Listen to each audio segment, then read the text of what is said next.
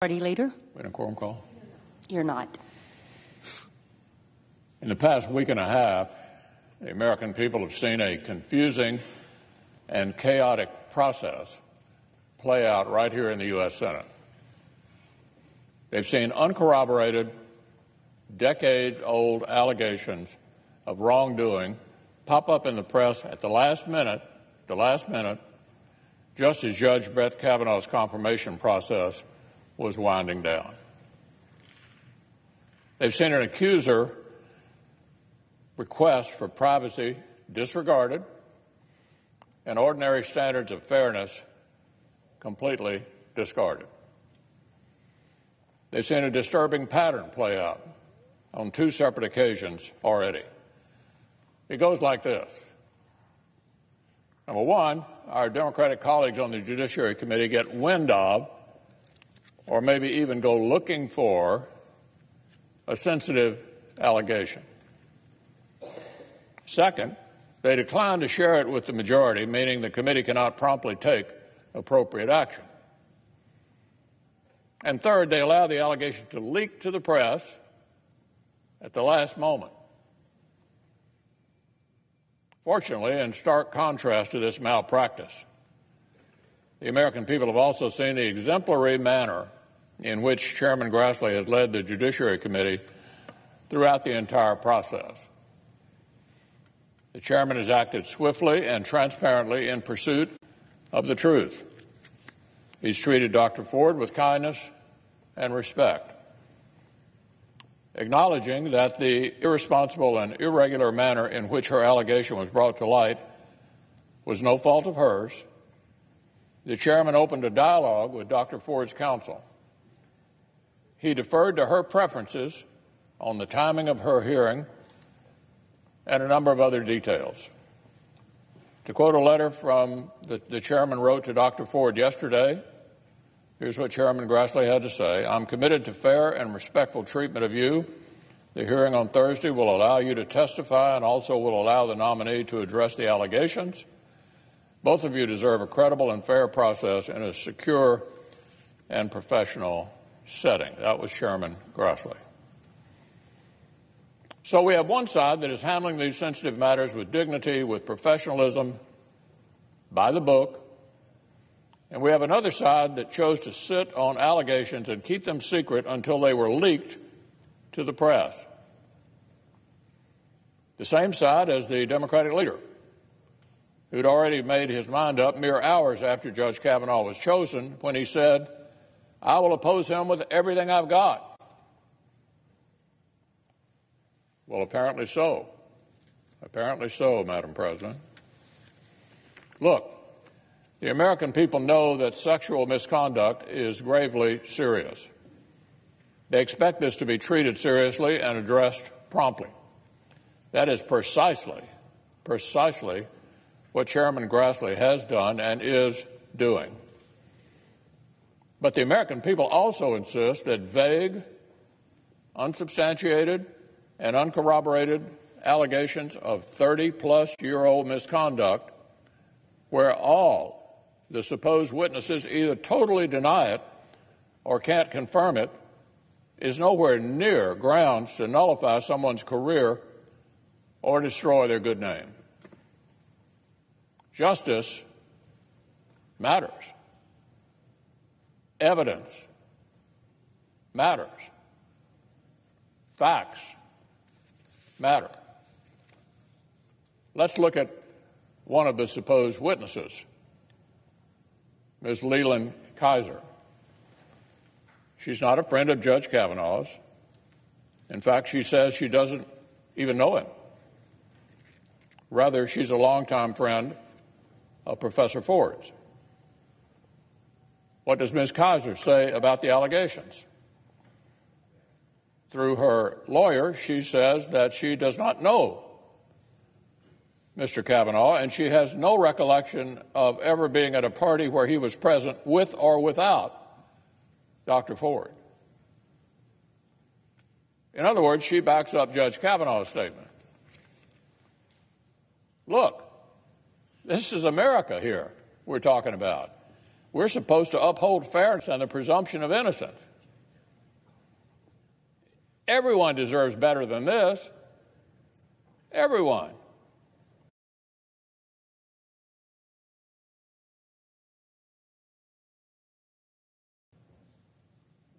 Not just Judge Kavanaugh.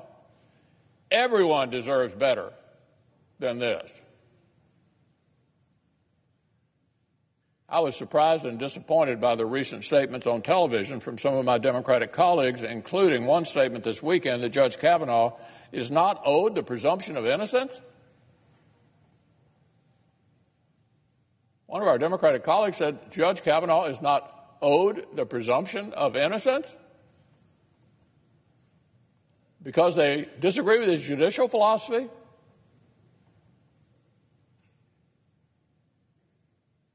That's not a standard we want to set in America. No matter how loudly my Democratic colleagues try to say otherwise, we have never been and do not wish to be a society in which a single, uncorroborated allegation can float out across decades and wield veto power over somebody's life. Judge Kavanaugh is an immensely bright and qualified nominee. We've heard from legal experts and scholars that he is one of the fairest and most brilliant jurists anywhere in our country. And we've heard from hundreds of character witnesses from his high school days to the present who vouch for his character and his integrity. But the need, Madam President, for a fair process runs even deeper than Judge Kavanaugh himself. As he wrote in his own letter to Chairman Grassley yesterday, the weaponization of unsubstantiated smears, that's what we have here, the weaponization of unsubstantiated smears will dissuade competent and good people of all political persuasions from service. This isn't what members want the Senate to be. This isn't what Americans want our society to be. So I look forward to hearing from both Dr. Ford and Judge Kavanaugh under oath this Thursday morning. I'm glad we'll be able to hear testimony from both. And then I look forward to an up or down vote on this nomination right here on the Senate floor. Now, Madam President, on an entirely different matter, as I noted yesterday, the Senate continues to make progress on critical national priorities. We're restoring the regular order appropriations process. We're securing common sense reforms to infrastructure policy and the longest authorization of FAA in over 35 years. And this week, we're confirming more of the President's well-qualified nominees. Yesterday, the Senate voted to confirm Jackie Walcott as U.S. Representative to the International Atomic Energy Agency and to the United Nations in Vienna. Today, we turn to consider the nomination of Peter A. Feldman to be a Commissioner of the Consumer Product Safety Commission. I would urge each of our colleagues to join me in voting to confirm Mr. Feldman and in continuing to process nominations for vital roles in the executive branch. Now, one final matter. For months, Madam President, we've heard the firsthand accounts of American workers and job creators who felt the immediate impacts of Republicans' pro-growth, pro-opportunity agenda.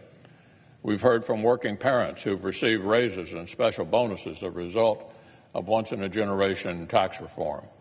We've heard from small and medium-sized business owners who've been able to make larger investments in their workers, facilities, and products thanks to increased regulatory certainty. And with every new job created, every pay raise passed along, we've seen that these stories are not disconnected anecdotes. Rather, they're part of a larger trend in an American economy that is reaching new heights. For example, here on the floor, I've highlighted small businesses in Montana. and the ways they're using tax reform savings to drive their local economies forward. How Styx Ag has awarded worker bonuses and Thompson River Lumber has invested in new equipment.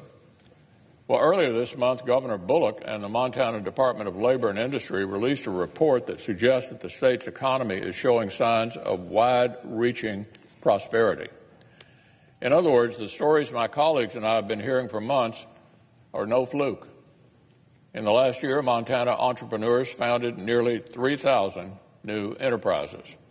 And according to Governor Bullock, the employment rate is, quote, the lowest it's been in over a decade in Montana.